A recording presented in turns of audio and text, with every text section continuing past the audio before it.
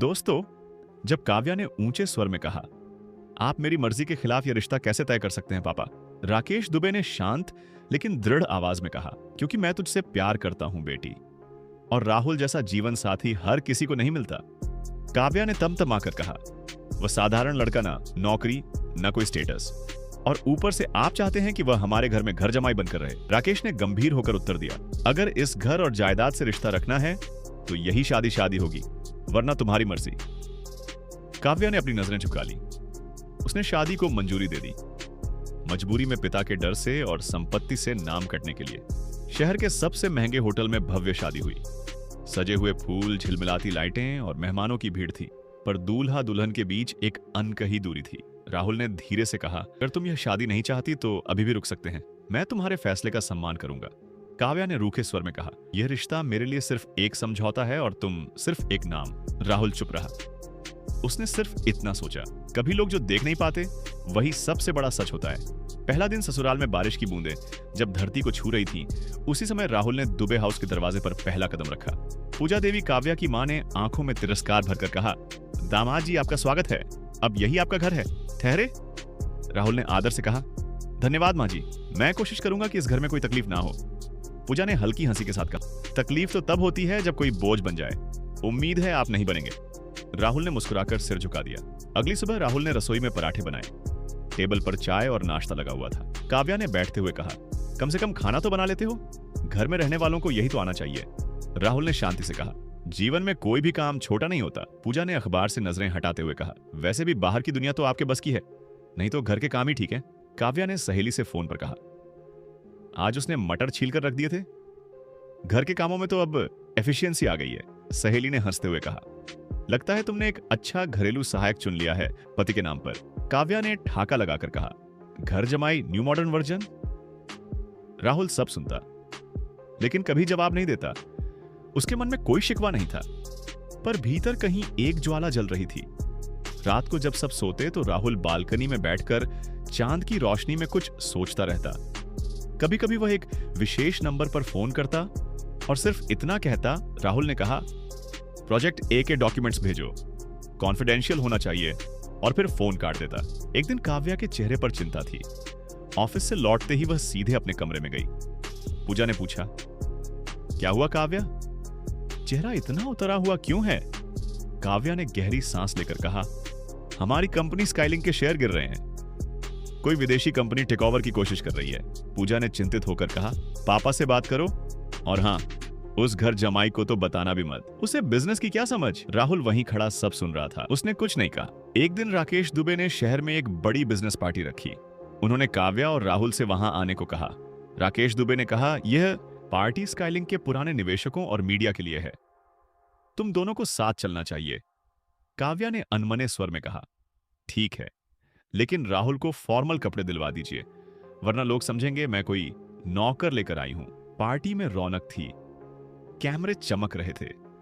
काव्या की एंट्री हुई और सबकी निगाहें उसकी तरफ गईं, पर जैसे ही राहुल भारती उसके साथ अंदर आया, कान्हा फूंसी शुरू हो गई। एक उद्योगपति ने कहा, काव्या जी यही हैं, आपके पति कुछ अलग ही अंदाज है, क्या करते हैं यह? काव्या ने मुस्कुराकर कहा, कुछ नहीं करते, घर संभालते हैं और हाँ, चाय अच्छी बनाते हैं। सब हंसने लगे। दूसरे व्यक्ति ने व्यंग्य से कहा, मॉडर्न इंडिया में अब हस्बैंड्स भी घर संभालते हैं, वाइफ्स सीईओ बन जाती। राहुल चुपचाप मुस्कुराता रहा, लेकिन उसकी आंखें कुछ और कह रही थीं, जैसे किसी तूफान का सन्नाटा हो। पार्टी से लौटने के बाद काव्या अपने कमरे में बैठी थी। राहुल ने धीरे से कहा, अगर चाहो तो मैं स्काईलिंक के मुद्दे में कुछ मदद कर सकता हूं। काव्या ने तेजी से कहा, मजाक मत करो, यह बिजनेस है, खाना पकाने जैसा नहीं है। राहुल ने धीरे से कहा, सिर्फ एक मौका दो, बस एक फोन करने देना। काव्या ने मुंह फेर लिया और कुछ नहीं कहा। राहुल चुपचाप कमरे से बाहर गया। उसने फोन निकाला और एक नंबर डायल किया। कहा, फेज 1 शुरू कर दो, स्काईलिंक को गिरने नहीं देना है। फोन कटते ही उसकी आंखों में एक चमक थी, शांत लेकिन बेहद तेज। वो अब सिर्फ घर जमाई नहीं था, वो था स्काईलिंक का रहस्यमय रक्षक। अगली सुबह सूरज की किरणें खिड़की से अंदर झांक रही थी, पर काव्या की नींद किसी डर की वजह से खुली। मोबाइल पर मेल्स और मैसेजेस की भरमार थी। काव्या ने स्क्रीन पर नजर डालते हुए चौंक कर कहा, यह कैसे हो सकता है? स्काईलिंक के सारे निवेशक फिर से लौट आए। मार्केट वैल्यू ऊपर कैसे चली गई? पूजा देवी ने चाय का कप थमाते हुए पूछा। क्या हुआ काव्या? चेहरे पर इतनी हैरानी क्यों है? काव्या ने घबराई हुई आवाज में कहा, मां, कल रात जो कंपनी हमें टेक ओवर करने वाली थी, उन्होंने खुद ही सौदा रद्द कर दिया और जो विदेशी निवेशक भाग रहे थे वह अब दोगुना पैसा लगाने को तैयार है। पूजा ने चौंक कर कहा, क्या? लेकिन अचानक ऐसा कैसे हुआ? काव्या ने सिर झुकाते हुए कहा, मुझे नहीं पता, मैंने कोई कॉल नहीं किया, कोई मीटिंग भी नहीं की, लेकिन किसी ने मेरे लिए कुछ बड़ा किया है मां। राहुल लॉन में तुलसी के पौधे में पानी दे रहा था, चेहरे पर वही शांति, वही सादगी। काव्या ने धीरे से पूछा, तुमने कुछ किया क्या? मेरी कंपनी के लिए? राहुल ने बिना उसकी तरफ देखे कहा, तुमने कहा था मुझे बिजनेस की समझ नहीं।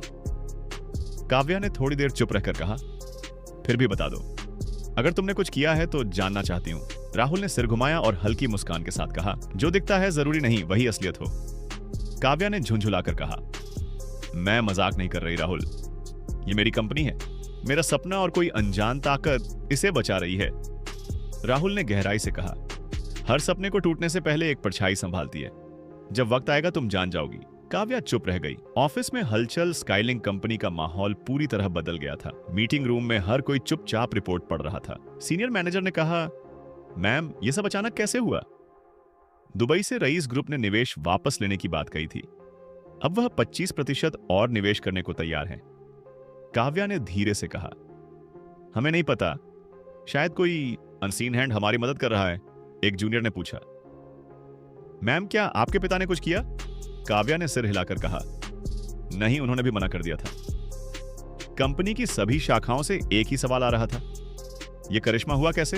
रात को काव्या छत पर अकेली खड़ी थी, उसका मन अशांत था। काव्या ने खुद से कहा, अगर यह राहुल की वजह से हुआ है तो मैं उसे कभी समझ ही नहीं सकी। क्या वह वैसा नहीं है जैसा मैं सोचती हूं? उसी वक्त पीछे से आवाज आई। राहुल ने कहा, कभी कभी जिन लोगों को हम सबसे कमजोर समझते हैं वही सबसे गहरे होते हैं। काव्या ने पीछे मुड़कर पूछा, क्यों किया तुमने ये सब? जब मैंने तुम्हें नीचा दिखाया, ताने मारे, तब भी राहुल ने गहरी सांस लेते हुए कहा, क्योंकि तुम्हारे लिए नहीं, मैं उस सपने के लिए लड़ा जो तुम्हारे साथ मैंने भी देखा था। काव्या की आंखें नम हो गईं। उसके मन में पहली बार राहुल के लिए एक अजीब सी इज्जत जगी। अगले दिन काव्या ने जिज्ञासावश राहुल के कमरे में रखी पुरानी अलमारी खोल दी। वहां एक लैपटॉप और कुछ पुरानी फाइलें थी, लेकिन सबसे ऊपर था एक visiting card. Rahul Bharti RK. Rao, founder and global director, RK. Rao holdings, Singapore. Kavya ने चौंक कर कहा, यह क्या है? फाउंडर डायरेक्टर, यह तो एशिया की टॉप निवेशक कंपनी है। राहुल कमरे में आते हुए बोले, जिसे तुम घर जमाई समझती रही, वो असल में तुम्हारे सबसे बड़े रिवॉल्व इन्वेस्टर ग्रुप का मालिक है। काव्या अवाक खड़ी रह गई। राहुल ने कहा, मैं यहां दामाद बनकर नहीं आया था काव्या, मैं आया था यह देखने कि तुम सिर्फ दौलत से रिश्ता रखती हो या किसी इंसान से भी। काव्या ने कांपती आवाज में कहा, तो क्या यह सब एक इम्तिहान था? राहुल ने मुस्कुराकर कहा, नहीं, यह विश्वास की परीक्षा थी। पूजा देवी ने गुस्से में कहा, तुमने सब छिपाया? यह धोखा नहीं तो और क्या है? राहुल ने शांत स्वर में कहा, जो सच ना सह सके वह झूठ के पीछे छुप जाता है। मैंने कुछ नहीं छिपाया, आपने कभी जानने की कोशिश नहीं की। राकेश दुबे ने दूर से खड़े होकर मुस्कुराते हुए कहा, मैं जानता था बेटा, इसलिए तो तुमसे यह शादी करवाई थी। मुझे तुम्हारी पहचान मालूम थी और तुम्हारा इरादा भी। पूजा चौंक गई। काव्या हतप्रभ रह गई। रात को काव्या चुपचाप रसोई में राहुल के लिए चाय बना रही थी। काव्या ने धीरे से कहा, आज पहली बार महसूस हुआ कि तुम सिर्फ मेरे पति नहीं हो बल्कि मेरी कमजोरी और ताकत दोनों हो। राहुल ने मुस्कुराकर कहा, तो क्या अब मैं सिर्फ चाय बनाने वाला नहीं हूं? काव्या ने नजरें नीची करते हुए कहा, अब मैं चाहती हूं कि तुम स्काईलिंक के को-ओनर बनो। राहुल ने उसका हाथ थामते हुए कहा, मालिक बनना नहीं चाहता, साथी बनकर रहना चाहता हूं। और वहीं से उनकी नफरत से भरी शुरुआत एक भरोसे और प्रेम की नई दिशा में बदल गई। शहर के 5 सितारा होटल ग्रैंड हेरिटेज में एक बार फिर एक बड़ी बिजनेस कॉन्फ्रेंस का आयोजन किया गया था। मंच पर स्काईलिंक कंपनी की सीईओ काव्या दुबे को आमंत्रित किया गया था, लेकिन इस बार सिर्फ उन्हें नहीं, उनके पति राहुल भारती को भी विशेष अतिथि के रूप में आमंत्रण भेजा गया था। पूजा देवी ने कहा, तुम वहां मंच पर जाओगे राहुल, क्या जरूरत है अब सबके सामने जाने की? राहुल ने शांति से उत्तर दिया, अब वक्त आ गया है कि उन चेहरों को मैं अपनी असल पहचान दिखाऊं जो मुझे सिर्फ मेरी सादगी से पहचानते थे। काव्या ने धीरे से कहा, माँ, आज वह सिर्फ मेरे पति नहीं, स्काईलिंग को बचाने वाले इंसान के रूप में मंच पर जा रहे हैं। कॉन्फ्रेंस का दिन हॉल खचाखच भरा था। बड़े उद्योगपति, विदेशी निवेशक, मीडिया और पुराने वो लोग जो कभी राहुल को ताने मारा करते थे। घोषक ने कहा, अब हम आमंत्रित करते हैं स्काईलिंग के रणनीतिक संरक्षक और आरके राव होल्डिंग्स के संस्थापक श्री राहुल भारती को। पूरा हॉल तालियों से गूंज उठा।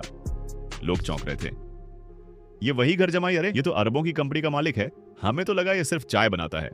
मंच पर आते हुए राहुल ने शांत लेकिन आत्मविश्वास भरी नजरों से सभी को देखा। मैं जानता हूं कि बहुत से लोग मुझे उस इंसान के रूप में जानते हैं जो पत्नी के साथ बाइक चला रहा था, चाय बना रहा था और घर के छोटे मोटे काम कर रहा था। बहुतों ने मुझे ताना मारा, मजाक उड़ाया, पर आज मैं सिर्फ उन्हें जवाब देने नहीं आया हूं। मैं आज उन सब के सामने खड़ा हूं जो मानते हैं कि ताकत सिर्फ सूट बूट, कार और दफ्तरों की दीवारों में होती है। मुझे खुशी है कि मैंने अपने जीवन का सबसे बड़ा निवेश एक इंसान में किया, दौलत में नहीं। कभी कभी चुप रहकर भी बहुत कुछ कहा जा सकता है और कभी कभी किसी की बेइज्जती सह लेना खुद की सबसे बड़ी जीत बन जाती है।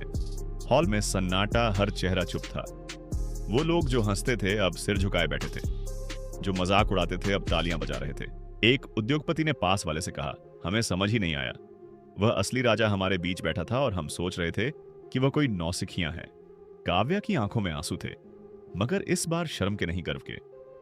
पार्टी के बाद काव्या दुबे छत पर बैठी थी। चांदनी में उसका चेहरा चमक रहा था।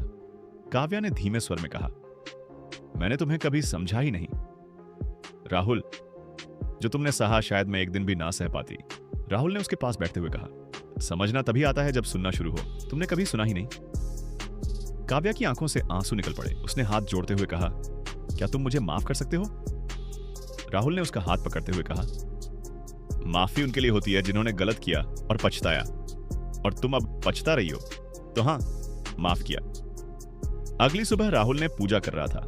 पीछे से पूजा आई और आरती की थाली उसके पास रख दी। पूजा ने धीरे से कहा, बेटा मुझे माफ कर दो, मैंने तुम्हें कभी उस नजर से नहीं देखा जो तुम सच में हो।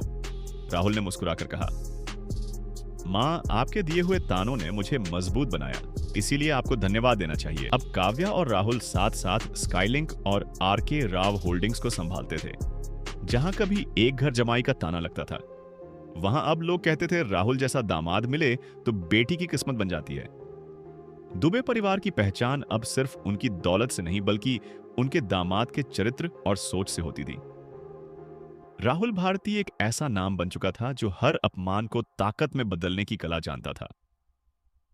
दोस्तों, अगर यह कहानी आपको अच्छी लगी हो तो इस वीडियो को लाइक करें और ऐसी और कहानियां सुनने के लिए Ananya Bharti inspired YouTube channel को सब्सक्राइब जरूर करें।